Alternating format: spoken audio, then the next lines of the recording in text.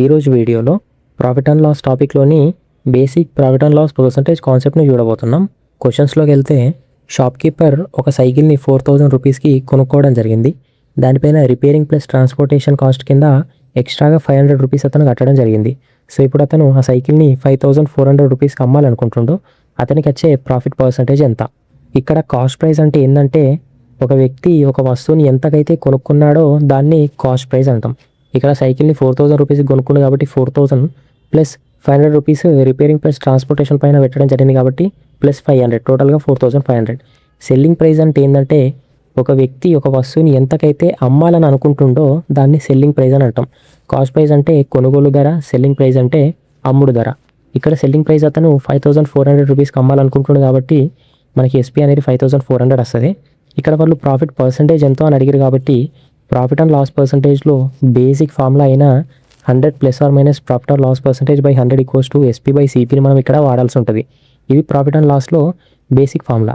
ఇక్కడ plus or minus ఎందుకు వచ్చిందని మీకు డౌట్ రావచ్చు. ప్రాఫిట్ వస్తే మనం ప్లస్ వాడాలి, లాస్ వస్తే మనం మైనస్ వాడాలి. ఇక్కడ మనల్ని ప్రాఫిట్ పర్సంటేజ్ అడగడం జరిగింది కాబట్టి మనం 100 plus profit percentage by 100 equals to SP అనేది 5400, సిపి అనేది 4500.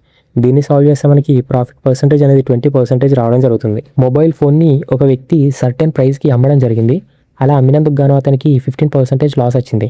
ఇప్పుడు ఆ వ్యక్తి ఆ ఫోన్ని 16,000 రూపీస్కి కొన్నట్టయితే అతను అమ్మిన రేట్ ఎంత అనేది క్వశ్చన్. ఇప్పుడు అతను ఎంత కొన్నాడని చూసుకుంటే మనకు 16,000, లాస్ ఎంత వచ్చిందంటే 15%. అతను ఎన్ని రూపీస్కి అమ్మిండి అనేది మనం ఫైండ్ చేయాలి కాబట్టి బేసిక్ ఫార్ములాని మనం యూజ్ చేస్తే ఇక్కడ లాస్ వచ్చింది కాబట్టి 100 minus 15 by 100 equals to SP అనేది మనం ఫైండ్ చేయాలి ఎంత కమ్మింది అనేసి. అతను కొన్న రేట్ వచ్చేసి 16,000. దీన్ని సాల్వ్ చేస్తే మనకి సెల్లింగ్ ప్రైస్ అనేది 13,600 రావడం జరుగుతుంది. అంటే 16,000 రూపీస్కి ఉన్న ఫోను అతను 13,600 రూపీస్కి అమ్మడం జరిగింది. సో అందుకే అతనికి 15% లాస్ వచ్చింది. ఒక గడియారం 7,475 రూపీస్కి అమ్మినప్పుడు ఆ షాప్ ఓనర్కి 15% ప్రాఫిట్ వచ్చింది. ఇప్పుడు అతను దాన్ని ఎంత కొన్నాడు అనేది క్వశ్చన్. ఇక్కడ అమ్మిన రేట్ చూసుకుంటే 7,475, అతనికి ప్రాఫిట్ 15%. ఎంత కొన్నాడు అనేది ఫైండ్ చేయాలి కాబట్టి మనం సిపి ఫైండ్ చేయాల్సి ఉంటుంది. బేసిక్ ఫార్ములాలో ఇచ్చిన వాల్యూ సబ్స్టిట్యూట్ చేస్తే ప్రాఫిట్ అనేది 15 కాబట్టి 100 ప్లస్ 15 బై 100 ఈక్వల్స్ టు అతను అమ్మిన రేటు 7,475 బై కొన్న రేట్ మనం ఫైండ్ చేయాలి కాబట్టి బై సిపి. దీన్ని సాల్వ్ చేస్తే మనకి సిపి అనేది 6,500 రూపీస్ రావడం జరుగుతుంది. అంటే 6,500 రూపీస్కి కొన్న క్లాక్ని 7,475 రూపీస్కి అమ్మిండు. అట్లా అమ్మినందుకు కానీ అతనికి 15% ప్రాఫిట్ వచ్చింది. ఒక ఐటెం సర్టెన్ ప్రైస్కి అమ్మినప్పుడు దానిపైన లాస్ అనేది సెల్లింగ్ ప్రైస్ పైన 1/7 పార్ట్ వస్తుందని చెప్పిండు. ఇప్పుడు క్వశ్చన్ ఏం అడుగుతుందంటే కాస్ట్ ప్రైస్ పైన లాస్ పర్సంటేజ్ ఎంత అనేది అడగడం జరిగింది.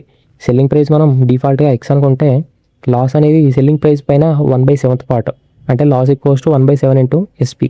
మనం కాస్ట్ ప్రైస్ పైన లాస్ పర్సంటేజ్ ఫైండ్ చేయాల్సి ఉంటుంది కాబట్టి ఈ ఇచ్చిన సెకండ్ పాయింట్ని మనం రాసుకుంటే లాస్ బై ఎస్పీ అనేది మనకి 1/7 వస్తుంది.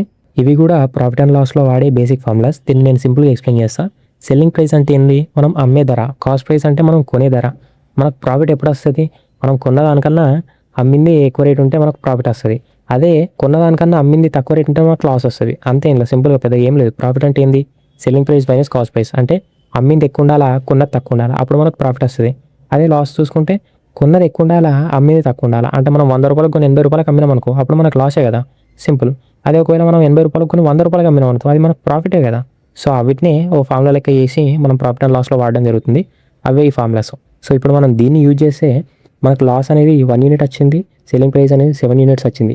దీని ద్వారా మనకి కాస్ట్ ప్రైస్ అనేది 8 యూనిట్స్ రావడం జరుగుతుంది. ఇప్పుడు మనం కాస్ట్ ప్రైస్ పైన లాస్ పర్సంటేజ్ ఫైండ్ చేయాల్సి ఉంటుంది కాబట్టి loss percentage equals to loss by CP into 100.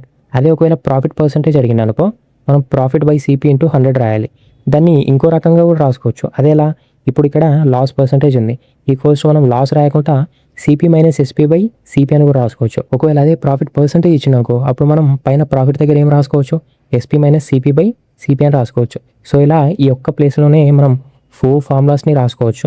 మనకి డేటా ప్రకారం ఏ ఫార్ములా యూజ్ అయితే ఆ ఫార్ములాని మనం సబ్స్టిట్యూట్ చేసి వాడుకుంటే సరిపోద్ది. ఇక్కడ మనకి లాస్ పర్సంటేజ్ సిపి పైన అడగడం జరిగింది కాబట్టి మనకి loss units 1, CP units 8 into percentage రావడానికి 100 వేసుకుంటే మనకి 12.5% లాస్ వస్తుంది. అది సిపి పైన.